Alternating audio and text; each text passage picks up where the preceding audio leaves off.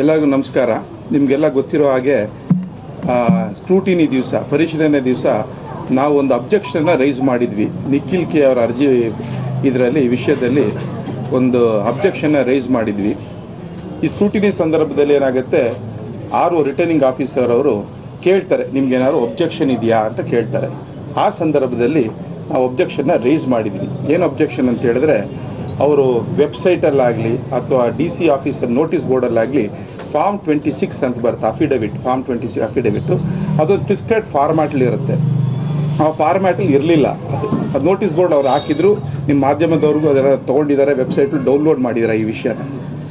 ಇದನ್ನ ಸ್ಕ್ರೂಟಿನಿ ಟೈಮಲ್ಲಿ ನಾನು ಅಬ್ಜೆಕ್ಷನ್ ಮಾಡಿ RO ಅವರ ಗಮನಕ್ಕೆ ತಂದಾಗ ಏನಾಯಿತು, RO ಅವ್ರು ಹೇಳಿದ್ರು, ನಿಮ್ಗೇನಾದ್ರು ಒಬ್ಜೆಕ್ಷನ್ ಇದ್ದರೆ ಲಿಖಿತ ರೂಪದಲ್ಲಿ ಕೊಡಬೇಕು ಅಂತ ಹೇಳಿದ್ರು. ಅದೇ ಸಂದರ್ಭದಲ್ಲಿ ಅವರ ಸಮ್ಮುಖದಲ್ಲಿ ನಾನು ಒಂದು ಲಿಖಿತ ರೂಪದಲ್ಲಿ ಅವ್ರಿಗೊಂದು ನಾನು ಅರ್ಜಿ ಬರೆದು ಕೊಡ್ತೀನಿ. ಅವ್ರ ಅರ್ಜಿಗೆ ಎಂಡಾರ್ಸ್ಮೆಂಟ್ ಮಾಡಿಕೊಡ್ತಾರೆ. ಸ್ಕ್ರೂಟಿನಿ ಸಂದರ್ಭದಲ್ಲೇ ನಂಗೆ ಎಂಡಾರ್ಸ್ಮೆಂಟ್ ಮಾಡಿಕೊಡ್ತಾರೆ ಅರ್ಜಿನ. ಇದಾದ ನಂತರ ಏನಾಗುತ್ತೆ,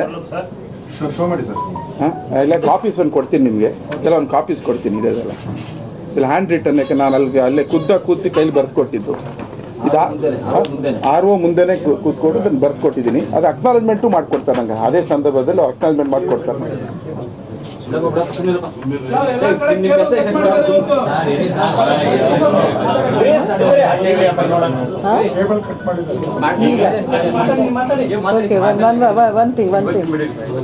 ಈಗ ನಾನು ಈಗಾಗಲೇ ಹೇಳಿದ್ನಲ್ಲ, ಇವತ್ತು ನೀವೆಲ್ಲ ಈ ಲೈವ್ ಕವರೇಜ್ ಏನು ಮಾಡ್ತಿದ್ದೀರೋ, ಇವತ್ತೂ ಕೇಬಲ್ ಕಟ್ ಆಗಿದೆ ಅನ್ನೋ ಒಂದು ಮಾಹಿತಿ ನನಗೆ ಬರ್ತಾ ಇದೆ. ಇದನ್ನು ದಯವಿಟ್ಟು ನಾನು ಹೇಳ್ತಿದ್ದೀನಿ ಅಂತ ನೀವೇನೋ ಆ್ಯಕ್ಸೆಪ್ಟ್ ಮಾಡೋದು ಬೇಕಾಗಿಲ್ಲ. ನೀವೇ ಬೇಕಾದರೆ ಎಂಕ್ವೈರಿ ಮಾಡಿ ಇದರ ನಿಜಾನ ಸುಳ್ಳ ಅಂತ ನೀವು ಮಾಧ್ಯಮದವರು ನೀವೇ ತಿಳ್ಕೊಬೋದು. ನಾನೊಂದು ಲಿಖಿತವಾಗಿ ಅರ್ಜಿ ಕೊಡ್ತೀನಿ. ನಿಖಿಲ್ ಕೆ ಅವರ ಅರ್ಜಿಯನ್ನು ಅಬ್ಜೆಕ್ಟ್ ಮಾಡಿ ತಿರಸ್ಕರಿಸಬೇಕು ಅಂತ ಅರ್ಜಿ ಕೊಡ್ತೀನಿ.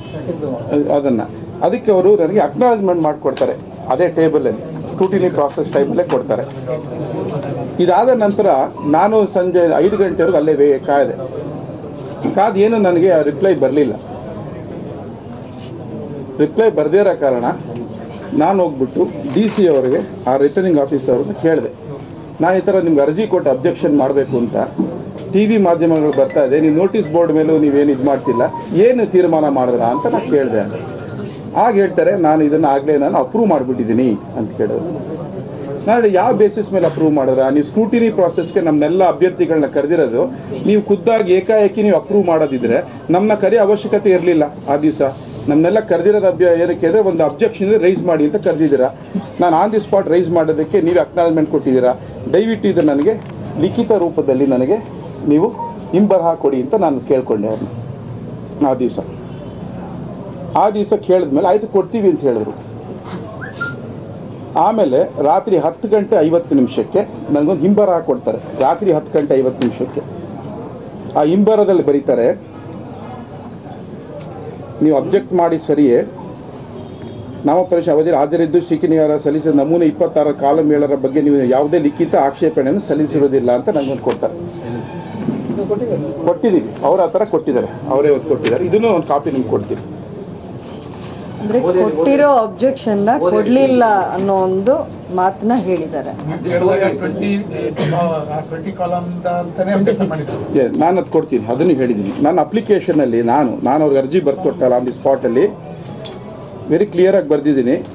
With regard to nomination of Nikhil K, I have the following objections about the declaration made in the affidavit white form number 26.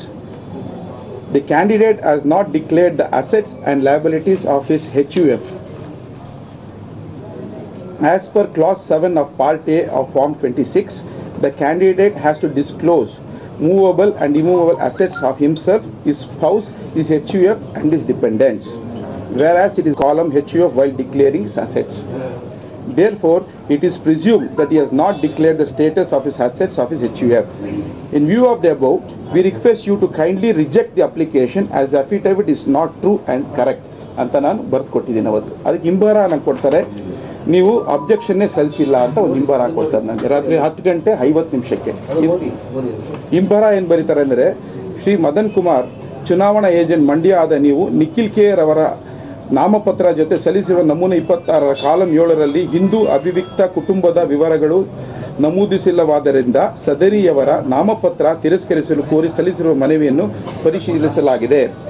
ದಿನಾಂಕ 27/3/2019 ಬೆಳಿಗ್ಗೆ 11 ಗಂಟೆಗೆ ನಾಮಪತ್ರ ಪರಿಶೀಲನೆ ಅವಧಿಯಲ್ಲಿ ಹಾಜರಿದ್ದು ನೀವು ಶ್ರೀ ನಿಖಿಲ್ ಕೆ ರವರ ಸಲ್ಲಿಸಿದ್ದು ನಮೂನೆ 26ರ ಕಾಲಂ 7ರ ಬಗ್ಗೆ ನೀವು ಯಾವುದೇ ಲಿಖಿತ ಆಕ್ಷೇಪಣೆಯನ್ನು ಸಲ್ಲಿಸಿರುವುದಿಲ್ಲ. ಶ್ರೀ ನಿಖಿಲ್ ಕೆ ರವರ ನಾಮಪತ್ರ ಅಂಗೀಕಾರದ ನಂತರ, ಅಂದರೆ ನಾಮಪತ್ರ ಪರಿಶೀಲನಾ ಅವಧಿ ಮುಗಿದ ನಂತರ ಲಿಖಿತ ಮನವಿಯನ್ನು ಸಲ್ಲಿಸುವುದರಿಂದ ಈ ಹಂತದಲ್ಲಿ ನಿಮ್ಮ ಮನವಿಯನ್ನು ಪರಿಗಣಿಸಲು ಅವಕಾಶವಿರುವುದಿಲ್ಲ ಎಂಬ ಅಂಶವನ್ನು ತಮಗೆ ತಿಳಿಸಲಾಗಿದೆ. ಅದೇ ಟೈಮ್ ಆಫ್ ಸ್ಕ್ರೂಟಿನಿ ಇಲ್ಲ, ಸ್ಕ್ರೂಟಿನಿ ಟೈಮಲ್ಲೇ ಕೊಡೋದು. ಅಂಗೀಕಾರ ಘೋಷಣೆ ಆಗಕ್ಕೆ ಮುಂಚೆ ಕೊಟ್ಟರೆ ಘೋಷಣೆ ಆದ್ಮೇಲೆ ಕೊಟ್ಟರೆ? ಘೋಷಣೆ ಆಗೋ ಸಮಯದಲ್ಲೇ ಕೊಟ್ಟಿದ್ದೀನಿ. ಅವರು ಅನೌನ್ಸ್ ಅಂಗೀಕಾರ ಆಗಿರಲಿಲ್ಲ, ಆ ಟೈಮಲ್ಲಿ ನಾನು ಕೊಟ್ಟಿದ್ದೀನಿ. ಇಲ್ಲ, ಎಂಡಾರ್ಸ್ಮೆಂಟ್ ಕೊಟ್ಟಿಲ್ಲ, ಬರೀ ಸೈನ್ ಮಾಡಿಕೊಟ್ಟಿದ್ದಾರೆ. ಮಾತಾಡ್ಬಿಡ್ತೀನಿ, ಕ್ವಶನ್ಸ್ ಆಮೇಲೆ ಹೇಳ್ಬಿಡ್ತೀನಿ ಸ್ಲೋಲಿ, ಆಮೇಲೆ ಕೇಳಿ, ತೊಂದರೆ ಡಿವೇಟ್ ಆಗ್ತದೆ. ಇದಾದ ನಂತರ 10:50 ನಂಗೆ ಇದೊಂದು ಲೆಟ್ರ್ ಕೊಡ್ತಾರೆ, ರಾತ್ರಿ 10:50. ಆ ಲೆಟ್ರಿಗೆ ನಾನೊಂದು ರೆಸ್ಪಾನ್ಸ್ ಅಲ್ಲೇ ಕೊಡ್ತೀನಿ ಕೂತ್ಕೊಂಡು, DC ಅವ್ರ ಆಫೀಸಲ್ಲಿ ಕೂತ್ಕೊಂಡು ಒಂದು ರೆಸ್ಪಾನ್ಸ್ ಕೊಟ್ಟೆ. ಈ ರೆಸ್ಪಾನ್ಸಲ್ಲಿ ನಾನು ಹೇಳಿದೆ, ನಾನು ತುಂಬ ಶಾಕ್ ಆಯ್ತಿದ್ದು, ನಾನು ನಿಮಗೆ ಅಬ್ಜೆಕ್ಟ್ ಮಾಡಿಲ್ಲ ಅನ್ನೋದು ತುಂಬ ಶಾಕ್ ಆಗಿದೆ. ನೀವು ಏನಕ್ಕೆ ಕೊಟ್ಟಿದ್ದೀರ ಗೊತ್ತಿಲ್ಲ. ಆದ್ದರಿಂದ ಈ ಕಂಪ್ಲೀಟ್ ಈ ಸ್ಕ್ರೂಟಿನಿ ಪ್ರಾಸೆಸ್ನ ಒಂದು ವಿಡಿಯೋ ಕವರೇಜ್ ಆಗುತ್ತೆ election commission rules and regulations ಪ್ರಕಾರ. ಅದನ್ನೊಂದು ವಿಡಿಯೋ ಫುಟೇಜ್ ಕೊಡಿ ನನಗೆ. ಮತ್ತು ಎರಡನೇದು, ನನ್ನ ಈಗ ಮನವಿ ಏನು ಕೊಟ್ಟಿದ್ದೀನಿ ಅದು ಏರ್ ಮಾಡೋಕ್ಕೆ ಒಂದು ಡೇಟ್ ಕೊಡಿ ಅಂತ ನಾನು ರಿಕ್ವೆಸ್ಟ್ ಮಾಡಿದೆ ಅವ್ರಿಗೆ. ಯಾವತ್ತು 27ನೇ ತಾರೀಕು ರಾತ್ರಿ 10:50 ಕೊಟ್ಟಿದ್ದೀನಿ. ಅವ್ರು ರಿಸೀವ್ ಮಾಡಿದ್ದಾರೆ ಅದನ್ನು. ಸೊ 28ನೇ ತಾರೀಕು ಬೆಳಿಗ್ಗೆ ನನಗೆ ಫೋನ್ ಬರುತ್ತೆ RO ಆಫೀಸಿಂದ, ನೀವೊಂದು ಅರ್ಜಿ ಕೊಟ್ಟಿದ್ದೀರಾ ವಿಚಾರಣೆಗೋಸ್ಕರ, ದಯವಿಟ್ಟು ನೀವು ಬಂದು ಹಾಜರಾಗಿದ್ದು ಕೊಡ್ತಾರೆ. ಆ ಸಂದರ್ಭದಲ್ಲಿ ರಿಟರ್ನಿಂಗ್ ಆಫೀಸರ್ ಜನರಲ್ ಅಬ್ಸರ್ವರು ಬಂದಿದ್ದರು. ಅವರು ಸಮ್ಮುಖದಲ್ಲಿ ಒಂದು ವಿಚಾರಣೆ ಮಾಡ್ತಾರೆ. ಆ ವಿಚಾರಣೆ ಮಾಡೋ ಸಂದರ್ಭದಲ್ಲಿ ನನ್ನ ಗಮನಕ್ಕೆ ಏನು ಬಂತು ಅಂದರೆ, RO ಅವ್ರು ಹೇಳಿದ್ರು, ನೀವು ಕೇಳಿರೋದಕ್ಕೆ ನೋಡಿ ಅವರು ಅಫಿಡವಿಟ್ ಕೊಟ್ಟಿದ್ದಾರೆ, ಹೊಸ ರಿವೈಸ್ ಅಫಿಡವಿಟ್ ಕೊಟ್ಟಿದ್ದಾರೆ ಅಂತ ಹೇಳಿದ್ರು. ನಾನು ಆಗ DC ಅವರಿಗೆ ಒಂದು ಕ್ವಶನ್ ಮಾಡಿದೆ, ಈ ರಿವೈಸ್ಡ್ ಅಫಿಡವಿಟ್ ಇವ್ರು ಕೊಟ್ಟಿದ್ರೆ ನಾನು ಅಬ್ಜೆಕ್ಷನ್ ಮಾಡಿದ ಸಮಯದಲ್ಲಿ ನೀವು ತೋರಿಸ್ಬೇಕಾಗಿತ್ತು. ನಾನು ಅವ್ರಿಗೆ ಪಾಯಿಂಟ್ಔಟ್ ಮಾಡಿ ತೋರಿಸಿದ್ದೀನಿ ಫೈಲಲ್ಲಿ, ಅದಿಲ್ಲ ಓಲ್ಡ್ ಅಫಿಡವಿಟ್ ಇದೆ ಅಂತ ತೋರಿಸಿದ್ದೀನಿ. ಈಗ 28ನೇ ತಾರೀಕು ಹೇಳ್ತಾರೆ ಹೊಸ ಅಫಿಡವಿಟ್ ಬಂದಿದೆ ನೋಡಿ ಅಂತ ತೋರಿಸಿದ್ರು ನಮಗೆ. ಆ ಹೊಸ ಅಫಿಡವಿಟಲ್ಲಿ ಏನಾಗಿದೆ ಅದರಲ್ಲೂ ಒಂದು ಕ್ವಶನ್ ಬರುತ್ತೆ. ರಿಟರ್ನಿಂಗ್ ಆಫೀಸರ್ ಹೇಳ್ತಾರೆ, ಹೊಸ ಅಫಿಡವಿಟ್ಟು 10 ಗಂಟೆಗೆ 27ನೇ ತಾರೀಕು ಚುನಾವಣಾ ಏಜೆಂಟ್, ಜನತಾದಳ ಚುನಾವಣಾ ಏಜೆಂಟ್ ತಂದು DC ಅವ್ರಿಗೆ ಸಲ್ಲಿಸ್ತಾರೆ. ಅದರಲ್ಲೂ ಪ್ರಾಬ್ಲಮ್ ಇರುತ್ತೆ. 10 ಗಂಟೆಗೆ ತಂದು ಕೊಡ್ತಾರೆ, ಅದರಲ್ಲೂ ಇಶ್ಯೂಸ್ ಇರುತ್ತೆ. ಅವ್ರು ಹೇಳ್ತಾರೆ ಇದೆಲ್ಲ ಕರೆಕ್ಟ್ ಮಾಡ್ಕೊಂಬನ್ನಿ ಅಂತ ಹೇಳಿದ್ದಾರೆ DC ಅವರು. 10:20 ವಾಪಸ್ ಅದನ್ನ ಕರೆಕ್ಟ್ ಮಾಡಿ ತಂದು ಕೊಟ್ಟಿದ್ದಾರೆ ಅಂತ ಹೇಳ್ತಾರೆ. ಈ ಅಂಶ ನಮಗೆ ರಿಟರ್ನಿಂಗ್ ಆಫೀಸರ್ ಕೂತು ಹೇಳಿದ್ರು 10:20. ಈ 20 ನಿಮಿಷಕ್ಕೆ ಇವ್ರು ಹೋಗಿ ನೋಟ್ರಿ ಅಂತ ಮಾಡಿಸ್ಕೊಂಡು ಅಭ್ಯರ್ಥಿದು ಸಿಗ್ನೇಚರ್ ಬೇಕಾಗುತ್ತೆ. ಕರೆಕ್ಷನ್ಸ್ ಏನಾರಾದ್ರೆ ನಿಮಗೆಲ್ಲ ಗೊತ್ತಿರಬೇಕು, ನೋಟ್ರಿ ಮುಂದೆ ಇರಬೇಕು. ಆ 20 ನಿಮಿಷದಲ್ಲಿ ಅಭ್ಯರ್ಥಿಯಲ್ಲಿ ಇದ್ರೋ ಇಲ್ವೋ ಅನ್ನೋದು ಒಂದು ಬಹಳ ಮುಖ್ಯವಾದ ಪ್ರಶ್ನೆ ಆಗಿದೆ ನಮ್ಗೆಲ್ಲರಿಗೂ. 27 ಮಂಡ್ಯದಲ್ಲಿ ಈ ನೋಟ್ರಿ ಅಡ್ರೆಸ್ ಎಲ್ಲ ಇದೆ, ನಿಮ್ಗೆ ಗೊತ್ತಿದೆ, ಎಲ್ಲ ವೆಬ್ಸೈಟ್ಲಿದೆ ನೋಡಿ. ಇದನ್ನ ನಮ್ಗೆ ಮಾಹಿತಿ ಕೊಟ್ಟಿದ್ದೆ ರಿಟರ್ನಿಂಗ್ ಆಫೀಸರ್ ಅವರು ಕೊಟ್ಟಿದ್ದಾರೆ. ಇದು ಬಹಳ ಸಂಶಯಾಸ್ಪದವಾಗಿ ಆಗಿರುವಂಥ ವಿಷಯ ಇದು. 27ನೇ ತಾರೀಕು ಬೆಳಗ್ಗೆ 10 ಗಂಟೆಯಿಂದ 10:20 ಆಗಿರುವಂಥ ವಿಷಯ ಇದು. ಎರಡನೇದೇನೆಂದರೆ 25ನೇ ತಾರೀಕು ಅವ್ರು ಏನು ಹಾಕಿದ್ರು ಅಫಿಡವಿಟ್ಟು, ಮತ್ತು 27ನೇ ತಾರೀಕು ರಿವೈಸ್ಡ್ ಅಫಿಡವಿಟ್ ಹಾಕಿದ್ದೀನಿ ಅಂತ ಏನು ಹೇಳ್ತಿದ್ದಾರೆ. 2 ಅಫಿಡವಿಟ್ಗೂ ಒಂದೇ ತಾರೀಕಿದೆ. 21/3/2019 ಅಂತಿದೆ. ಅಂದರೆ 21ನೇ ತಾರೀಕು ಅವ್ರು ಅಫಿಡವಿಟ್ ಮಾಡಿದಾಗಲೇ ಅವ್ರಿಗೆ ಗೊತ್ತಿತ್ತಾ 25ನೇ ತಾರೀಕು ನಾವು ಸಬ್ಮಿಟ್ ಮಾಡೋದು ತಪ್ಪಾಗುತ್ತೆ, 27ನೇ ತಾರೀಕು ತಿರ್ಗಾ ಒಂದು ಅಫಿಡವಿಟ್ ಹಾಕಬೇಕು, ಅದು ಅದೇ ಡೇಟ್ಗೆ ಆಗುತ್ತೆ ಅಂತ ಹೆಂಗೆ ಗೊತ್ತಾಗಿರುತ್ತೆ? ಜನರಲ್ ಆಗಿ ಏನಾಗುತ್ತೆ, ಹೊಸ ಅಫಿಡವಿಟ್ ಮಾಡಿಸ್ತಾರೆ. ಹೊಸ ಅಫಿಡವಿಟ್ ಅಂದರೆ ಆ ದಿವಸ ಅಫಿಡವಿಟ್ ಮಾಡಿದ ದಿವಸ ತಾರೀಕು ಇರುತ್ತೆ. ಇದು ಬಹಳ ಸಂಶಯಾಸ್ಪದವಾಗಿದೆ ನನಗೆ. 21ಕ್ಕಿದೆ 21ಕ್ಕಿದೆ 2 ಅಫಿಡವಿಟ್ 21ಕ್ಕಿದೆ 21ಕ್ಕಿದೆ. ಸೊ ಇದು ನಮಗೆ ಬಹಳ ವಿತಿನ್ 20 ಮಿನಿಟ್ಸ್ 20 ನಿಮಿಷಕ್ಕೆ DC ಅವರೇ ನಮಗೆ ರಿಟರ್ನಿಂಗ್ ಆಫೀಸರ್ ಖುದ್ದಾಗಿ ನಮ್ಗೆ ಏನು ಹೇಳಿದ್ರು, ಈ ಥರ ಇದಾಗಿದೆ ಅಂತ ನಮ್ಗೆ ಹೇಳಿದ್ರು. ನಾವು ಹೇಳಿದ್ವಿ, ನಾನು ಅಬ್ಜೆಕ್ಷನ್ ಮಾಡಿದಾಗ 27ನೇ ತಾರೀಕು ಆ ಸಂದರ್ಭದಲ್ಲಿ ನೀವು ಈ ಹೊಸ ರಿವೈಸ್ ಅಫಿಡವಿಟ್ ನಮಗೆ ತೋರಿಸ್ಬಿಟ್ಟಿದ್ರೆ ನಾವು ಅಬ್ಜೆಕ್ಷನ್ನೇ ಫೈಲ್ ಮಾಡ್ತಿರ್ಲಿಲ್ಲ, ರೈಟಿಂಗಲ್ಲೂ ಕೊಡ್ತಾರೆ, ಅಲ್ಲಿಗೆ ಮುಗಿದೋಗಿರೋದು ಈ ಕತೆ. ನೀವು ಅದು ನಮಗೆ ಅವಕಾಶ ಕೊಡಲಿಲ್ಲ ತೋರಿಸೋದಕ್ಕೆ. ತೋರಿಸಿದರೆ ನಾನು ಅಲ್ಲಿ ಪಿನ್ ಪಾಯಿಂಟ್ ಮಾಡಿ ಹೇಳಿದ್ದೀನಿ, ಇದು ಓಲ್ಡ್ ಅಫಿಡವಿಟ್ಟು ಹೊಸದಲ್ಲ ಅಂತ. ಸೊ ಇದು ಒಂದು ಅಂಶ. ಇದು ಭಾಳ ಮುಖ್ಯವಾದ ಅಂಶ ಅಂದರೆ, ನಾವು ಸ್ಕೂಟಿನಿ ದಿವಸ ಇದ್ದಾಗ ಅವ್ರು 10 ಗಂಟೆಗೆ ಏನು ಅಫಿಡವಿಟ್ ಹೇಳಿದ್ರು ಬಂತು ಹೋಯ್ತು ಅಂತ ಅಫಿಡವಿಟ್ ಇರಲಿಲ್ಲ ಅಲ್ಲಿ. ಹಳೆ ಅಫಿಡವಿಟ್ ಏನಿದೆ ಅದೇ ಅಫಿಡವಿಟ್ ಆ ಫೈಲಲ್ಲಿ. ಇದಾದ ನಂತರ ಜನರಲ್ ಅಬ್ಸರ್ವರ್ಗೆ ನಾನೊಂದು ಪತ್ರ ಕೊಡ್ತೀನಿ, ಅಲ್ಲೇ ರಿಕ್ವೆಸ್ಟ್ ಮಾಡ್ತೀನಿ, ಇದಕ್ಕೆ ಇಂಟರ್ವ್ಯೂನಾಗಿ ನಮಗೂ ನ್ಯಾಯ ದೊರಕಿಸ್ಕೊಡ್ಬೇಕು. ಜನರಲ್ ಅಬ್ಸರ್ವರು ಆ ಸ್ಕೂಟಿ ದಿವಸ ಕೂತಿದ್ರು ಅಲ್ಲೇ, ಅವ್ರಿಗೂ ನಾನು ರಿಕ್ವೆಸ್ಟ್ ಮಾಡಿ ಅವ್ರಿಗೊಂದು ಲೆಟರ್ ಕೊಡ್ತೀನಿ, ಅಕ್ನಾಲಜ್ಮೆಂಟ್ ಕೊಡ್ತಾರೆ. ನಿಮಗೆ 2 ಗಂಟೆ ಕಾಲದಲ್ಲಿ ನಾವು ನಿಮಗೆ ವಿಡಿಯೋ ಫುಟೇಜ್ನ ಕೊಡ್ತೀವಿ, ಕೂತ್ಕೊಂಡು ಎಲ್ಲ ನೋಡಿ ಇದಕ್ಕೊಂದು ತೀರ್ಮಾನಕ್ಕೆ ಬರೋಣ ಅಂತ ಹೇಳ್ತಾರೆ. ಯಾರು? ನಮ್ಮ ಜನರಲ್ ಅಬ್ಸರ್ವರು ನಂಗೊಂದು ಲೆಟರ್ ಕೊಡ್ತಾರೆ. ಆಮೇಲೆ ಒಂದು 2 ಗಂಟೆ ಕಾಲದ ನಂತರ ಒಂದು ಪ್ರೆಸ್ ಮೀಟ್ ಕರೀತಾರೆ. ರಿಟರ್ನಿಂಗ್ ಆಫೀಸರು, ಜನರಲ್ ಅಬ್ಸರ್ವರ್ಸು, ನಮ್ಮ ಕ್ಯಾಂಡಿಡೇಟ್ಸ್ಗೆಲ್ಲ ಕರೆದಂದು DC ಅವ್ರ ಆಫೀಸಲ್ಲಿ ಪ್ರೆಸ್ ಮೀಟ್ ಮಾಡ್ತಾರೆ. ಆ ಪ್ರೆಸ್ ಮೀಟಲ್ಲಿ ನಾನು ಭಾಗವಹಿಸ್ತೀನಿ. ಭಾಗವಹಿಸಿದಾಗ ಏನಕ್ಕೆ DC ಅವ್ರು ಹೇಳ್ತಾರೆ, ಈ ಥರ ನಾನು ಇದನ್ನು ಪರಿಶೀಲನೆ ಮಾಡಿ ಸರಿಗಿದೆ ಅಂತ ಹೇಳ್ತಾರೆ. ನನ್ನೂ ಕೇಳ್ತಾರೆ, ನಾನು DC ಅವ್ರ ಸಮ್ಮುಖದಲ್ಲಿ ಹೇಳ್ತೀನಿ, ನಾನು ಅಬ್ಜೆಕ್ಷನ್ ಮಾಡಿದ್ದೀನಿ, ಇದು ಪರಿಗಣಿಸಿರೋದು ಅಸಿಂದು ಇದು ಸರಿ ಇಲ್ಲ ಅಂತ ನಾನು ಅಲ್ಲೂ ಹೇಳ್ತೀನಿ. ಅದಾದ ನಂತರ ಈ 2 ಅವರ್ಸ್ ಆದಮೇಲೆ ತಿರ್ಗಾ ನಾನು DC ಅವರಿಗೆ ಫೋನ್ ಮುಖಾಂತರ ಮಾತಾಡ್ತೀನಿ. ಮಾತಾಡಿ, ಮೇಡಮ್ ನೀವು ನನಗೆ ವಿಡಿಯೋ ಫುಟೇಜ್ 2 ಅವರ್ಸ್ ಕೊಡ್ತೀನಿ ಅಂತ ಹೇಳಿದ್ರೆ, ನನಗೆ ಕೊಟ್ಟಿಲ್ಲ, ನೀವು ಯಾವಾಗ ಕೊಡ್ತೀರಾ ಅಂತ ಕೇಳ್ತೀನಿ. 5:45 ಗಂಟೆ ಸಂಜೆ. ಆವಾಗ ಅವ್ರು ಹೇಳ್ತಾರೆ, ಇನ್ನು 2-3 ದಿವಸ ಕಾಲಾವಕಾಶ ಬೇಕು ಅಂತಾರೆ. ನಾನು ಹೇಳ್ತೀನಿ, ಅಷ್ಟು ದಿವಸ ನಂಗೆ ಕಾಯೋಕ್ಕಾಗಲ್ಲ, ದಯವಿಟ್ಟು ಇದು ಭಾಳ ಇಂಪಾರ್ಟೆಂಟ್ ವಿಷಯ ಆದ್ದರಿಂದ ನನಗೆ ತುರಂತ ಆಗಬೇಕಾಗಿದೆ, ದಯವಿಟ್ಟು ಕೊಡಿ, ನನಗೆ ಅಪಾಯಿಂಟ್ಮೆಂಟ್ ಕೊಡಿ, ನಾನು ತಮ್ಮ ಭೇಟಿ ಮಾಡ್ತೀನಿ ಅಂತ. ನಾನು ಅಪಾಯಿಂಟ್ಮೆಂಟ್ ಕೊಡ್ತಾರೆ. ಹೋಗಿ DC ಅವ್ರನ್ನ, ರಿಟರ್ನಿಂಗ್ ಆಫೀಸರ್ ಭೇಟಿ ಮಾಡಿದೆ. ಭೇಟಿ ಮಾಡೋದ ಸಂದರ್ಭದಲ್ಲಿ ನಾನು ಕೇಳಿ, ಯಾಕೆ 2-3 ದಿವಸ ಬೇಕಿದು ವಿಡಿಯೋಗ್ರಾಫು, ನಾವೆಲ್ಲ ಕೂತ್ಕೊಂಡು ಇಲ್ಲೇ ಒಂದು ಕ್ಲೋಸ್ ಚೇಂಬರ್ ನೋಡ್ಬಿಡೋಣ, ಸರಿನೋ ತಪ್ಪೋ ಅಂತ ಗೊತ್ತಾಗುತ್ತೆ, ನನಗೆ ಮನವರಿಕೆ ನಾನು ಹೊರಟೋಗ್ತೀನಿ ಅಂತಲೂ ಹೇಳಿದ್ದೀನಿ ಅವ್ರಿಗೆ. ಆ ಸಂದರ್ಭದಲ್ಲಿ ನನಗೆ ಹೇಳ್ತಾರೆ, ಈ ವಿಡಿಯೋ ಎಕ್ವಿಪ್ಮೆಂಟ್ನ ಯಾವುದೋ ಮದುವೆ ಸಮಾರಂಭಕ್ಕೆ ಕಳಿಸ್ಬಿಟ್ಟಿದ್ದೀನಿ ಅಂತಾರೆ.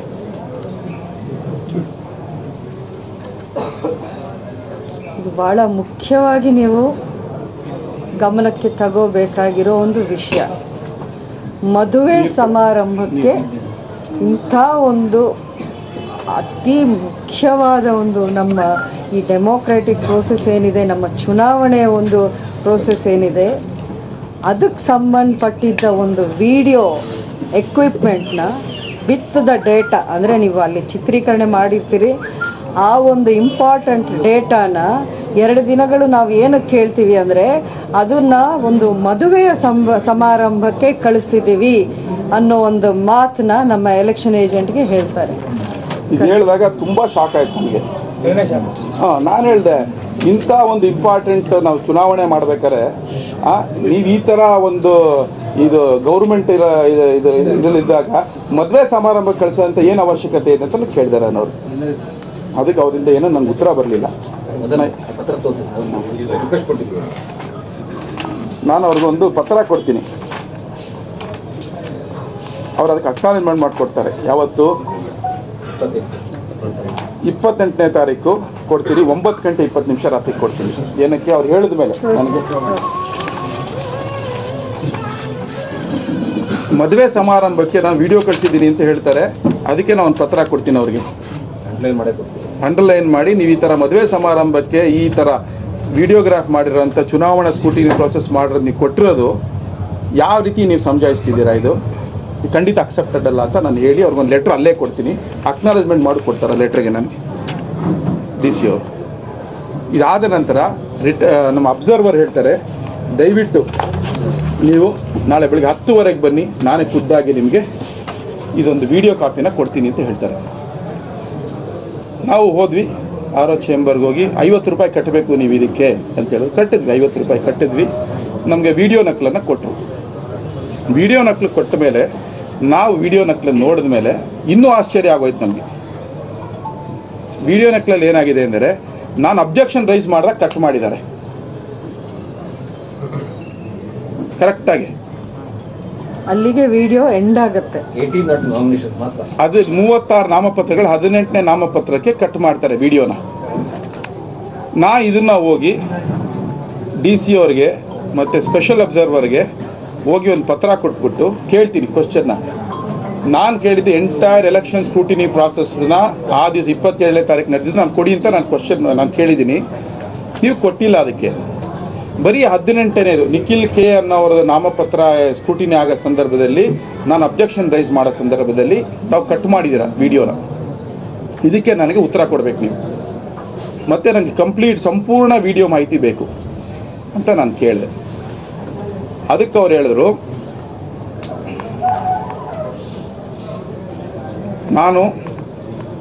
ನಮಗೇನೋ ಭಾಳ ಸಂಶಯಾಸ್ಪದವಾಗಿದೆ, ವಿಡಿಯೋಗ್ರಾಫರು ಇದನ್ನು ಟ್ಯಾಂಪರ್ ಮಾಡಿಬಿಟ್ಟಿದ್ದಾನೆ, ಈ ಪ್ರೊಸೀಡಿಂಗ್ಸ್ನ ಟ್ಯಾಂಪರ್ ಮಾಡಿಬಿಟ್ಟಿದ್ದಾನೆ ಅಂತ ವರ್ಬಲಾಗಿ ಹೇಳ್ತಾರೆ.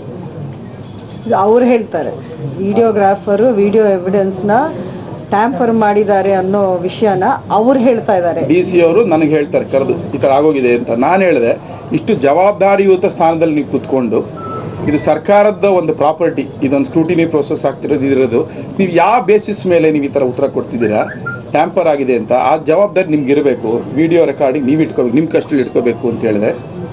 ಅದಕ್ಕೆ ಅವ್ರೇನು ಉತ್ತರ ಕೊಟ್ಟಿಲ್ಲ ಆ ಸಂದರ್ಭದಲ್ಲಿ. ಆಮೇಲೆ ಹೇಳಿದ್ರು, ನಾವು ಆ ವಿಡಿಯೋಗ್ರಾಫರ್ ಮೇಲೆ ಒಂದು ಕ್ರಿಮಿನಲ್ ಕಂಪ್ಲೇಂಟನ್ನು ದರ್ಜೆ ಮಾಡಿದ್ದೀವಿ ಅಂತ ಹೇಳ್ತಾರೆ.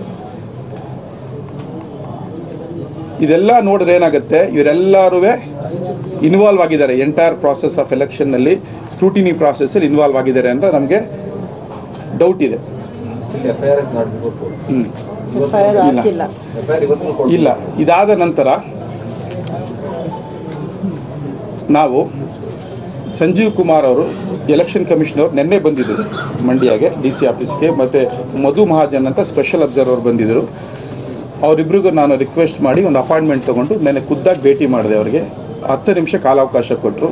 ಅವ್ರು ಡೀಟೇಲಾಗಿ ಎಕ್ಸ್ಪ್ಲೇನ್ ಮಾಡಿದೆ, ಇಲ್ಲಿಂದ ಇಲ್ಲಿಗಾಗಿದೆ ಅಂತ. ಅವರೊಂದು ಭರವಸೆ ಕೊಟ್ಟರು, ಹಿಂಗಾಗಿದ್ರೆ ನಾನು ಒಂದು ಎನ್ಕ್ವೈರಿ ಮಾಡಿಬಿಟ್ಟು ನಿಮಗೆ ನಾನು ಒಂದು ಸೂಕ್ತ ಇದು ಕೊಡಿಸ್ತೀನಿ, ನ್ಯಾಯ ಕೊಡಿಸ್ತೀನಿ ಅಂತ ಒಂದು ಹೇಳಿದ್ರು ನಮಗೆ. ಅವ್ರು ಹೋಗಿ 15 ನಿಮಿಷದ ನಂತರ ಈ ಜನರಲ್ ಅಬ್ಸರ್ವರ್ ಏನಿದ್ದಾರೆ ನನಗೊಂದು ಕೈಗೆ ಲೆಟ್ರ್ ಕೊಟ್ಟರು. ಏನಂತ, ನಾವು ಈ ಥರ ಒಂದು ಕಂಪ್ಲೇಂಟ್ನ ರಿಜಿಸ್ಟರ್ ಮಾಡಿದ್ದೀವಿ ಆ ವಿಡಿಯೋಗ್ರಾಫರ್ ಮೇಲೆ. ಇಲ್ಲಿ ನನಗೆ ಒಂದು ಕೊಡ್ತಾರೆ, ರಿಪೋರ್ಟ್ ಅವ್ರು ಕೊಡ್ತಾರೆ, ನನಗೊಂದು ಲೆಟ್ರ್ ಬಂದಿದೆ, ಇದನ್ನು ಕೊಡ್ತಾರೆ. ಇದು ಕೊಟ್ಟ ನಂತರ ಎಲ್ಲ ಕೊಟ್ಟಿದ್ದಾರೆ, 1.5 ನಿಮಿಷ ಕಟ್ಟಾಗಿದೆ, ಬಟ್ ಟ್ಯಾಂಪರ್ ಆಗಿದೆ ವಿಡಿಯೋ, ಇದು ಯಾರೋ ಇದು ಮಾಡಿದ್ದಾರೆ ಅಂತೆಲ್ಲ ಹೇಳ್ತಾರೆ ಇದನ್ನು. ಸೊ ಇದಾದ ಮೇಲೆ ನನಗೆ ಇನ್ನೊಂದು ಲೆಟ್ರ್ ನೋಟಿಸು ರೀಜನಲ್ ಕಮಿಷನರಿಂದ ಬರ್ತದೆ. ಇವತ್ತು 11 ಗಂಟೆಗೆ ನನಗೆ ಒಂದು ಎನ್ಕ್ವೈರಿ ಕರೆದಿದೆ DC ಕಚೇರಿ, ಅದಕ್ಕೆ ಹೋಗಬೇಕಾಗಿದೆ ನಾನು. ಇಲ್ಲೇ ಈ ಪ್ರೋಸೆಸ್ ಸಂಬಂಧಪಟ್ಟಂಗೆ ರೀಜನಲ್ ಕಮಿಷನರ್ ಅವರು ಒಂದು ಕಮಿಟಿ ಮಾಡಿಕೊಂಡು ಈ ನಾಮಪತ್ರ ಅದೇನಿದೆ ಆ ರೀಸನ್ಗೆ ನನಗೊಂದು ಮೀಟಿಂಗ್ ಕರೆದಿದ್ದಾರೆ, ಸಭೆಗೆ 11 ಗಂಟೆ ಕರೆದಿದ್ದಾರೆ. ಈ ಸಭೆಯಲ್ಲಿ ಇದೇನೇ ಚರ್ಚೆ ಮಾಡ್ತಾರೆ.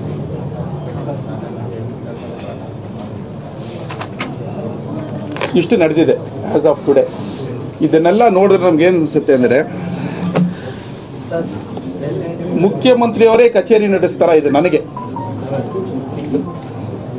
ಮುಖ್ಯಮಂತ್ರಿಯವರೇ ಈ ಕಚೇರಿ ನಡೆಸ್ತಾರ ಇದೆ. ಯಾಕೆಂದರೆ ಅಫಿಡವಿಟ್ ಕೊಡೋದಿರ್ಬೋದು, ಅಫಿಡವಿಟ್ ತಗೊಂಡು ಹೋಗಿ 20 ನಿಮಿಷಕ್ಕೆ ಹೋಗಿ ಬರೋದಿರ್ಬೋದು, ಅಭ್ಯರ್ಥಿ ಸಿಗ್ನೇಚರ್ ಇದೆಯಲ್ಲ ಗೊತ್ತಿಲ್ಲ, ವಿಡಿಯೋಗ್ರಾಫ್ನ ಟ್ಯಾಂಪರ್ ಮಾಡ್ತಾರೆ, ಮದುವೆ ಸಮಾರಂಭಗಳು ಕಳಿಸ್ತಾರೆ, ವಿಡಿಯೋ ಉಪಕರಣಗಳನ್ನ, ಇಷ್ಟೊಂದೆಲ್ಲ ಮಾಡಿದ್ದಾರೆ ಇವರು. ಇದನ್ನು ನ್ಯಾಯ ಕೊಡಿಸ್ಬೇಕು ಅಂಥೇಳಿ ನಾವು ಚೀಫ್ ಎಲೆಕ್ಷನ್ ಕಮಿಷನರ್ಗೆ ಒಂದು ಪತ್ರ ಬರೆದಿದ್ವಿ. ಆ ಪತ್ರದ ಮೂಲಕ ಅವ್ರು ಇವತ್ತು ನನಗೆ ರಾತ್ರಿ 9 ಗಂಟೆಗೆ ಅವ್ರ ಡೆಲ್ಲಿ ಆಫೀಸಿಂದ ಫೋನ್ ಮಾಡಿ, ದಯವಿಟ್ಟು ರೀಜನಲ್ ಕಮಿಷನರ್ 11 ಗಂಟೆಗೆ ಒಂದು ನಾನು ಸಭೆ ಕರೆಸ್ತೀನಿ, ನೀವು ಅದಕ್ಕೆ ಭೇಟಿಯಾಗಿ ನೀವು ನಿಮ್ದು ಏನೇನು ಇದೆ, ಏನೇನು ನಡೆದಿದೆ, ನಿಮ್ಗೆ ಏನು ಹೇಳಿದೆ, ಇದೇ ಥರ ಸೀಕ್ವೆನ್ಷಿಯಲ್ ಆಗಿ ಅವ್ರಿಗೆಲ್ಲ ನೀವು ಎಕ್ಸ್ಪ್ಲೇನ್ ಮಾಡಿ ನಿಮ್ದು ಇದನ್ನು ನೋಡಿಬಿಟ್ಟು ನಾವು ಒಂದು ಸೂಕ್ತ ತೀರ್ಮಾನ ತಗೋತೀವಿ ಅಂತ ನಮಗೊಂದು ಭರವಸೆ ಕೊಟ್ಟಿದ್ದಾರೆ. ಮುಖ್ಯಮಂತ್ರಿಗಳ ಇನ್ವಾಲ್ವ್ ಆಗಿರೋ ಬಗ್ಗೆ ಮತ್ತೆ ಮುಖ್ಯಮಂತ್ರಿಗಳ ಮನೆಗೆ DC ಹೋಗಿರೋ ಬಗ್ಗೆ ಏನಾದರೂ ಆಧಾರ ಇದೆಯಾ?